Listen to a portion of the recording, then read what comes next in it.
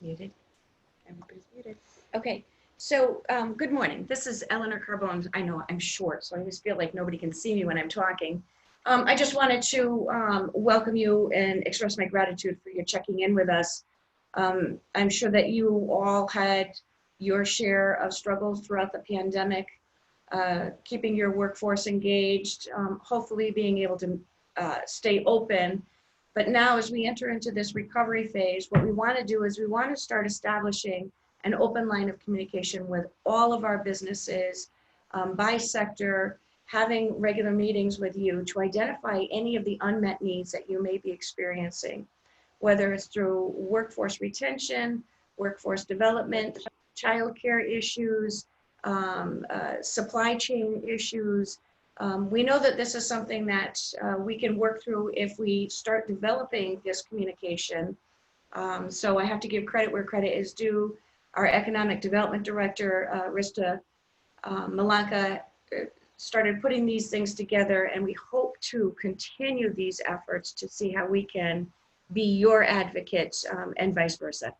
So I'll turn this back over to Rista, and good luck to everybody. Good morning. Thank you all for attending. I think at this point we'll let Chief Towie say a few words about the community and how we're dealing with the pandemic at this time, what our kind of situation is. Chief?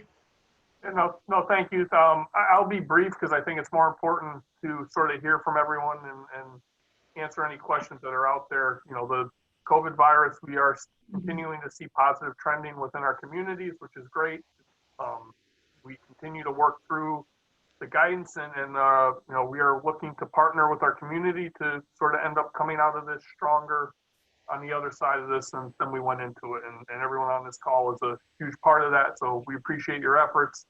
You know, we are working through the guidance just like everyone else is. It does seem like it comes fast and furious and in waves.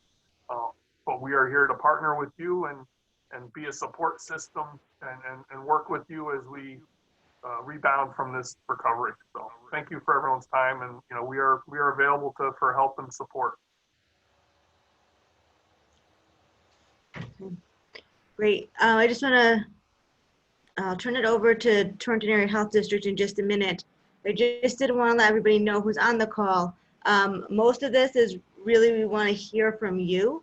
So the best way to do that is there's a chat feature at the bottom. If you can just start entering questions in the chat feature, feel free, any questions that you have, and we will get to those questions in just a few minutes here.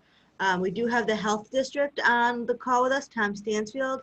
I don't know if Tom, you want to just give a quick update on some of the things that our manufacturers need to know. Thanks, Rista. First and foremost, I want to echo the Chief's sentiments. We're here to answer your questions. We're here to help you out. That's been our role throughout most of this. Manufacturing is somewhat distanced from local health. I mean, we don't interact a lot with manufacturing, but we are happy to give you guidance. We're happy to try to interpret these regulations as best we can. And we see that as our role here at the health district as far as interacting with manufacturing. So again, I think I'd like to echo the Chief's sentiment that, you know, we'll react to whatever questions you may have now. And honestly, if we can't get the answer right now, that means it's an excellent question, and we'll be happy to look it up, work with you, and figure out the best solution for you.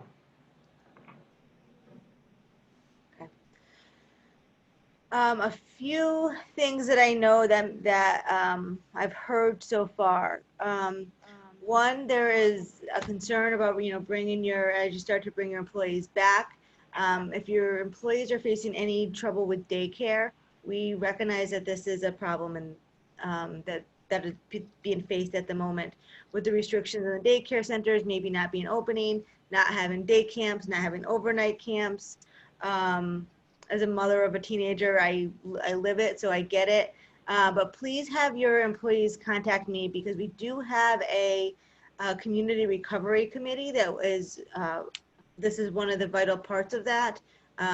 Brooker Memorial is representing our daycare community, and we're trying to reach out and get a list of where there are needs and trying to help get those families the daycare that they need so that they can get back to work and you can get your employees back up and running. So if that is a problem you are facing, please email me. And what I'll do is I'm going to put my email address right in the chat line. So you have it. It's also on the website. I'm the Economic Development Director. You can find me on our website, all my contact information. There is, I know that you've been working with your manufacturing department. Huh? It's a coalition. I don't know.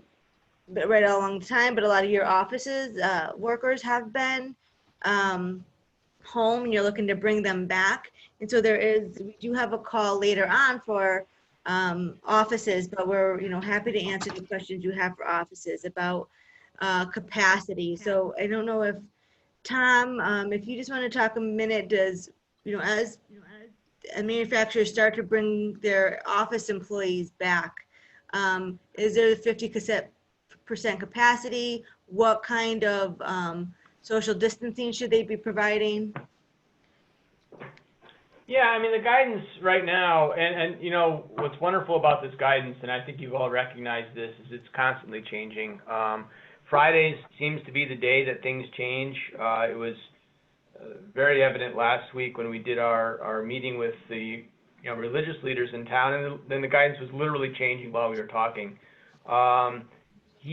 The governor, is set to announce a few changes. I did not hear anything with offices and manufacturing kind of in the background, so I believe we're going to stay with the sector rules that are set up now, which are in effect now until June 20th. June 20th is the magic date right now where they will revisit some of the sector rules and decide whether they should relax them even more. In the meantime, we're looking at 6-foot separating distances of common spaces. Any place everyone congregates. If there's a place where you're forming lines, whatever, you should have markers on the ground for people to stay 6 feet apart. Office spaces typically are 6 feet apart anyhow, but they should be maintaining that. Indoors, they really should be wearing masks. That's the guidance pretty much across the board for folks that are congregating indoors. So keep the masks up. Surface disinfection should be continuing. It's not exactly clear the timing of that surface disinfection, but I think we all know how often certain surfaces are touched within your own circumstances, and you've got a good application of common sense there. If it's a well-used surface, disinfect it much more often. So a lot of this does come down to your particular circumstances, and I don't really have a problem with that. And when you have something that you feel you just don't fit into this guidance, we're happy to kind of kick it around until we get a good answer out of it, because it is guidance and it's built for us to apply to different circumstances. So we're happy to try and do that. But the office space one is still at 50% capacity. We'll get to that with the offices, but most manufacturing also has offices. So we're still at that until June 20th. So that's our magic date. We're all looking forward to it for lots of reasons. And I think I'll leave it at that unless we'll get to questions in a few minutes, I guess. So, talking about masks, I think that people kind of one of the questions that came up, people have been wearing masks, but as the weather starts to get hotter, masks become more uncomfortable. And so there is some questions. Do we have any idea of when we think the mask guidelines might be changing? And then the second follow-up question is, how can a manufacturer enforce this with their employees? And is there any guidance on enforcement? Well, unfortunately, enforcement would be on the employee-employer level. Right now, I'm not aware of any particular enforcement. It would really be a disciplinary action at this point. These are the guidelines under which you should be operating. There are exemptions to those that cannot wear a mask. Those should be respected. But otherwise, people should be wearing masks. I mean, that is the guidance, that is the executive order. I'd hate to say it's a police matter. I don't think it should come to that. I really think that's something internal to employee-employer relationships. Rista, you had another good question there. Oh, the question was, do I see the mask usage waning in the future? I honestly do not. I do not think that the mask guidance, the mask requirements is going to be waning after June 20th. I really believe that's going to be a later date. The science isn't necessarily backing up dropping the masks just yet. I don't believe it's going to go that way, but that's from the outside looking in. I don't know what's happening up there, what the discussions are up there. So if, just to provide a little bit of further clarification, if employees, and I'm not going to talk about visitors at the moment, but if it's just employees and their workspaces are 6 feet apart, whether it's on the manufacturing floor or in the office, is it okay for them to not have the masks on? Is it only when they have to be within the 6 feet from each other or in common areas? That's a great clarification point. And it does go on to say the guidance that if you are in a private space, and they recognize a cubicle essentially as a private space, you do not have to be wearing a mask at that time. It's social interactions. Someone comes into your cubicle, get used to everybody putting your mask back on, exiting your cubicle or your private office into the common areas, put your masks on. They shouldn't be having common lunch areas where they're all taking their masks off and enjoying the free air. Unfortunately, they shouldn't be doing that yet.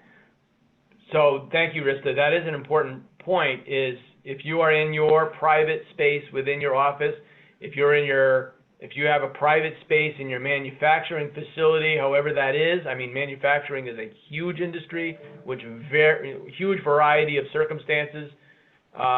If you are in common air, if you are in a common space with folks, they should be wearing a mask.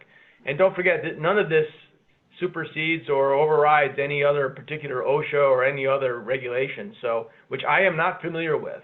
But I would say if you have another requirement that is more stringent than the guidance here, for example, if you have to be wearing an N95 mask or other face protection or other respirator, that supersedes these cough-resistant masks that we're all using right now. So I know that adds another little twist to it, but don't forget that this isn't making things less safe in a dangerous environment. You need to apply your most stringent regulation to whatever you're doing. I hope that makes sense. Yeah, and Rista, I just want, so I know as an employee-employer relationship, there's a different dynamic, and you have the ability, especially when this is a matter of your employees' safety and comfort level with your entire workforce. But I know at the municipal level, and I know area health is similar, while there may be enforcement options, we're really viewing this as much more of an educational opportunity to explain why the guidance is in place, that the masks are in place to protect your coworkers and your family members. And we understand that that education is only going to get voluntary compliance so far, but we've been lucky, and that's sort of the approach that we've been taking of hopefully more of that educational approach versus the stick approach, trying to get more with the carrot than the stick. Well said, Chief. Yeah, and just before we get off this topic of masks here, I know we've heard that when you're out in public in different places, you can't ask if somebody has a medical condition, you can't ask for proof of that medical condition. Is that the same when somebody's coming to work? So can an employer ask that of an employee, or is it all just word of mouth, just take the employee by what they say? How does that work? Rista, I think we're kind of fringing on a lot of other regulations like OSHA and other things that are already standing, Department of Labor, things like that I would not be comfortable exactly answering, but if we want to back it up to the current public health reopen Connecticut guidance, you are correct. If in the general population, if someone has a underlying medical condition that restricts their use of masks, then they can basically claim that, and no one is necessarily going to question or can question or ask what that condition is. That's right in the regulation. So if someone does have an underlying condition that prohibits them from using a mask, they're not incumbent to broadcast that, but if they are asked, they simply have to say, I have a medical condition. Whether that applies to, how that applies to labor, I'm not very comfortable answering. Okay. So the other question that I had gotten was, a lot of manufacturing offices have visitors that come in from other states, and that's kind of stopped for a while now in some cases. Is there any restrictions on bringing visitors from other states, quarantine requirements, or anything of that sort? I guess I'll jump on that one too. Currently, I am not aware of quarantine requirements in the state of Connecticut. Okay.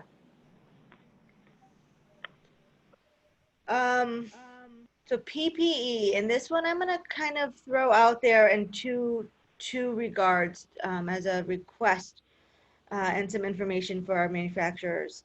If you need PPE, if you need a infrared thermometer or masks, if you're a smaller manufacturing company, up to 50 employees and you need masks, or any manufacturer that needs an infrared thermometer, CBIA is still doing a distribution of those.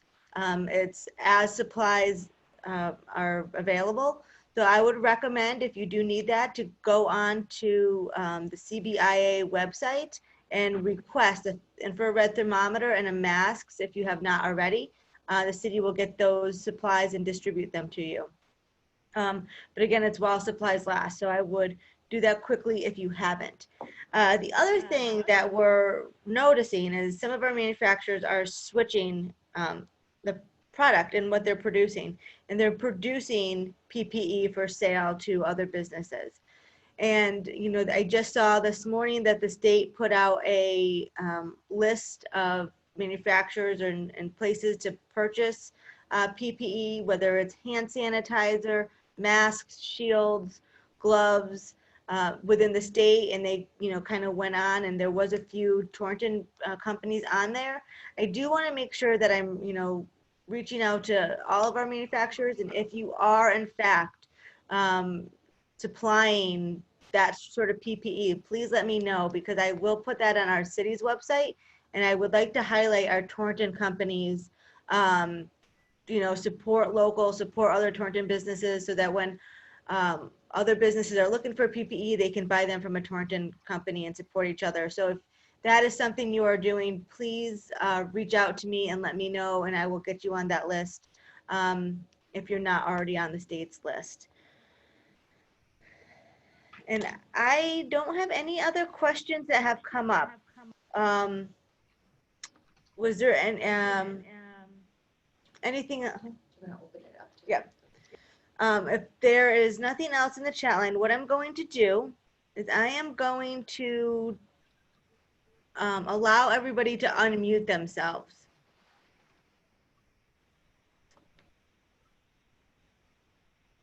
Okay, so you're all unmuted. If you have something you want to talk about, something you want to say, please, now is your time. If you think of something after this call, please feel free to email me or anybody else on this call that can be of assistance to you. As the chief said, we really are here for support and guidance. We have been working closely with the Manufacturers Coalition, and so that is also an option for you if there is something that you needed to let us know.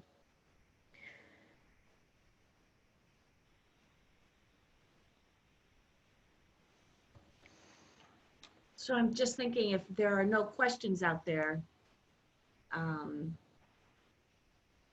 just wanted to add, as Rista just mentioned, the Manufacturers Coalition in Torrington, that is in partnership with our Northwest Chamber, is a great opportunity for all of the manufacturers in the area to work together to further identify any of those needs that you may have as manufacturers. We do want to take this one step further and make sure that we have this open line of communication with City Hall, because there may be things that are just specific to your industry that you want to have this direct line. So aside from Rista sharing her contact information, Chief Towie from the fire department, the Torrington Area Health, and even our land use office is always available to you. We want to make sure that you're aware that we want to hear from you. As you heard Tom say, some of these changes, I'm standing here with my mask, may be long into the future. So we want to work together and make sure that we're connecting you to those resources. We're hearing some extension on some of the PPP programs. We're getting some of the local banks that are starting to organize to help address some of the extensions on mortgage forgiveness. And we've started the Survive and Thrive outreach. This is a city-wide campaign that we just want to make sure that everybody gets through this. We're over the hump on the health crisis, but we're nowhere near over the hump on the recovery. So I'll leave it at that. Okay. So this call has been recorded, and it will be on our website. So if you want to share it or come back to it at any point, you're welcome to. And please feel free to reach out to us if you have any other questions. And with that, I will end the meeting unless I see Chief Towie did put his contact information in the chat line if you need it. I'm not seeing any other questions, so I'm going to end the call. I hope you all have a nice day. Thanks for having the meeting this morning. Thank you very much. Thank you. Thank you, everyone.